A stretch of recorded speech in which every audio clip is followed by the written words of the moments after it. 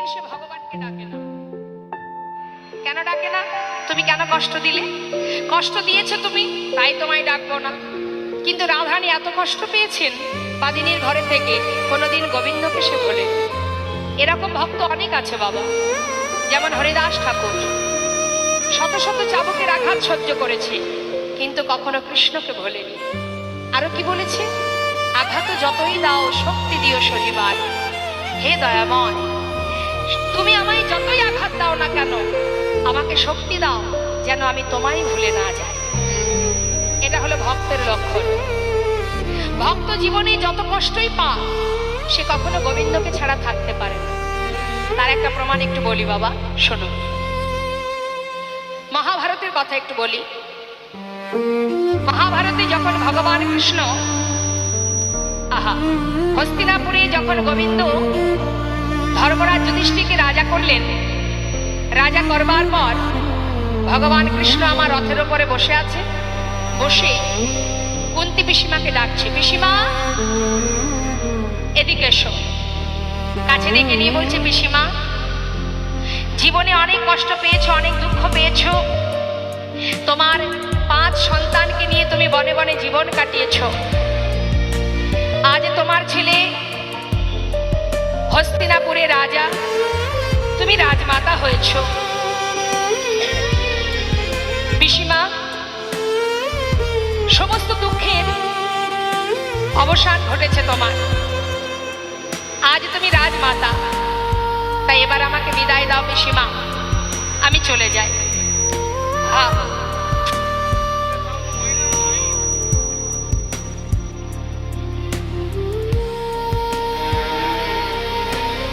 পিসিমা যাবার আগে আমি তোমায় বর দিয়ে যাব, তুমি যা চাইবে আমি তোমায় তাই দেব।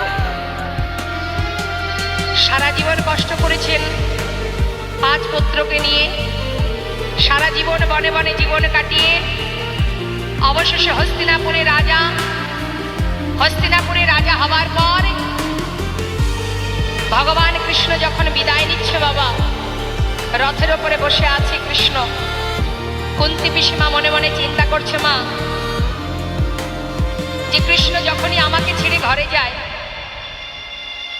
যাবার সময় বলে পিসিমা আমি আসি, কিন্তু আজ কেন এই কথাটা বললো আমি যাই? তবে কি আজ চলে গেলে আর আসবে না? যদি তাই হয়, কৃষ্ণকে ধরে রাখার ক্ষমতা আমার নেই। কৃষ্ণ তুমি যাওয়ার আগে আমায় বর দিতে চাও, যা চাইবো তাই দেবে তো? দেখুন মা, ভক্ত কি চাইছে ভগবানের কাছে? আমরা তো সুখ ছাড়া আর কিছু চাই না, কিন্তু যে মানুষটা সারা জীবন কষ্ট পেল, অবশেষে একটুখানি সুখের নাগাল পেল, সেই সময় ভগবানের কাছে চেয়ে বসলো, কি চাইল? কৃষ্ণ এতদিন আমার দুঃখ ছিল,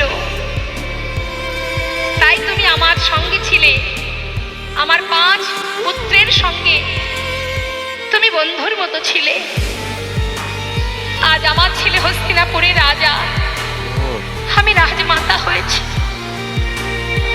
তাই তোমাকে চিরতরে হারাতে হচ্ছে। তুমি আমাদের ছেড়ে চলে যেতে চাইছো, তবে যাও কৃষ্ণ, শুধু যাবার আগে এই বর দিয়ে যাও। এই জগৎ মাঝে এখনো যত কষ্ট আছে, যত দুঃখ আছে, যন্ত্রণা আছে, বেদনা আছে, যে দুঃখ কষ্ট যন্ত্রণা পেলে চিরতরে তোমাকে নিজের কাছে পাওয়া যায়, যে যন্ত্রণা পেলে তোমাকে হারাতে না হয়, যে কষ্ট পেলে সদা সর্বদাই তোমাকে স্মরণে রাখা যায়,